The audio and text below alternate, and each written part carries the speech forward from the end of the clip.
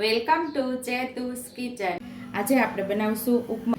તો એના માટે આપણે એક વાટકી અહીંયા રવો લઈ લીધો છે, એક ડુંગળી સુધારી લીધી છે, એક મુઠ્ઠી જેટલા માંડવીના બી છે અને થોડું ગાજર સુધારી લીધું છે, એક ચમચી જેટલી ચણાની દાળ છે, એક ચમચી અડદની દાળ, એક લીલું મરચું સુધારી લીધું છે, એક આપણે લીમડાની ડાળખી છે અને લીલા ધાણા અને એક ટમેટું સુધારી લીધું છે। તો પહેલાં આપણે રવાને શેકી લેવાનું છે। તો આપણે કડાઈની અંદર એમ જ રવાને શેકી લેવાનો છે, સિમ્પલ રીતે।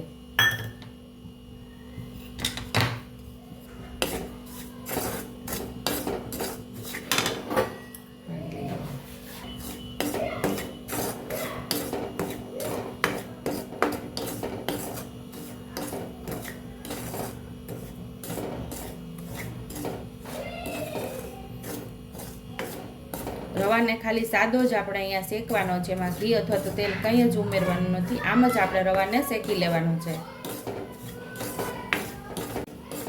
અહીંયા આપણે 4 થી 5 મિનિટથી આપણે એકદમ ધીમા ગેસ ઉપર રવાને શેકી લીધો છે। તો હવે આપણે ડીશની અંદર બહાર લઈ લઈશું રવાને।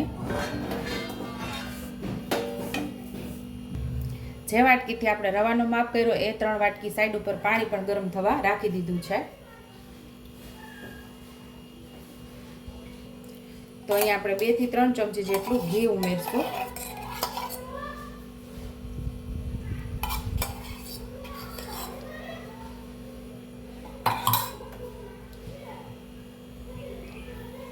અહીંયા આપણું ઘી ગરમ થઈ ગયું છે, તો માંડવીના બી આપણે તળી લેશું ઘીમાં।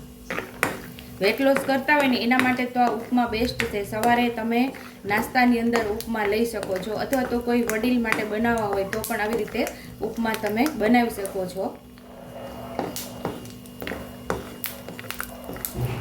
આ બી તળાઈ જાય એટલે આપણે 12 વાટકીની અંદર કાઢી લઈશું। તો એ આપણે માંડવીના બી તળીને કાઢી લીધા છે। તો 1 ચમચી અડદની દાળ, 1 ચમચી ચણાની દાળ,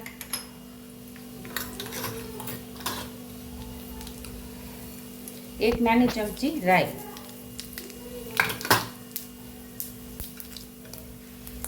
થોડી હિંગ,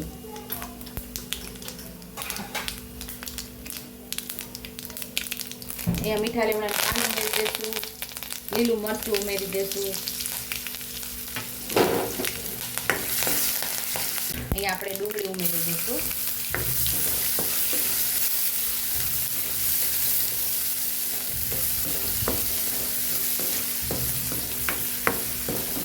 અહીંયા આપણે ડુંગળી ઉમેરી દીધી છે, એ પણ સરસ સતરાઈ છે કે આપણે ગાજર પણ સાથે ઉમેરી દઈશું। ગાજરને પણ સાતળી લેવાનું છે। તમારી પાસે ફણસી હોય તો પણ ઉમેરી શકો છો, વટાણા ઉમેરી શકો છો, કેપ્સિકમ પણ તમે ઉમેરી શકો છો।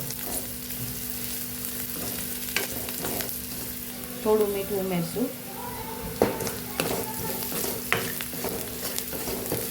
ડુંગળી અને ગાજર મસ્ત એવું સતળાઈ ગયું છે આપણું। તો અહીંયા આપણે ટમેટું પણ ઉમેરી દઈશું।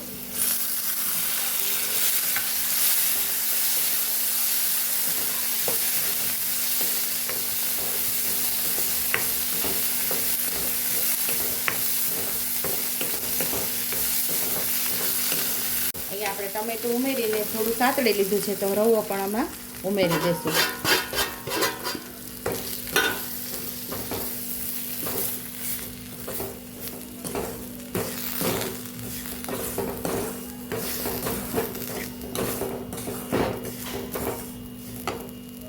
થોડા લીલા ધાણા પણ ઉમેરી દઈશું।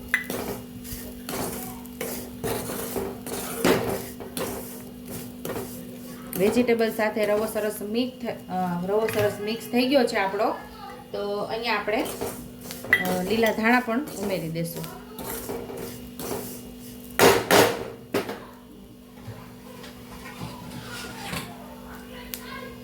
સાઈડ ઉપર આપણે પાણી ગરમ થવા રાખી દીધું। જે વાટકીથી આપણે રવો લીધો તો એ 3 વાટકી અહીંયા ગરમ કરેલું પાણી ઉમેરી દઈશું।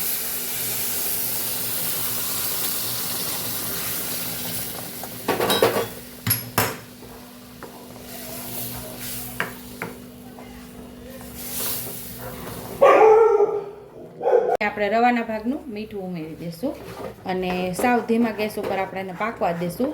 મસ્ત એવો સોફ્ટ એવો આપણો ઉપમા તૈયાર થશે. દાંત વગરના વડીલો પણ ખાઈ શકે એવો મસ્ત એવો આપણો ઉપમા તૈયાર થશે.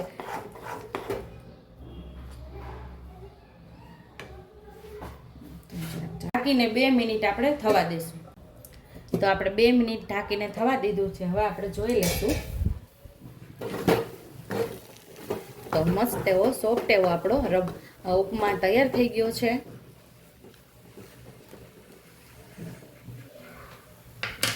ઉપરથી આપણે માંડવીના બી ઉમેરી દઈશું.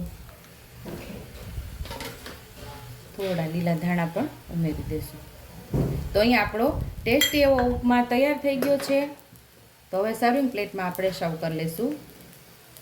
તો અહીંયા આપણો ઉપમા તૈયાર છે.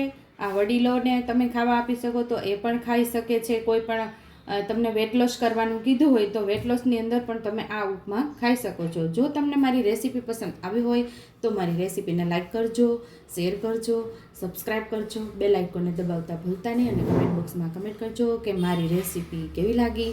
તો આવજો.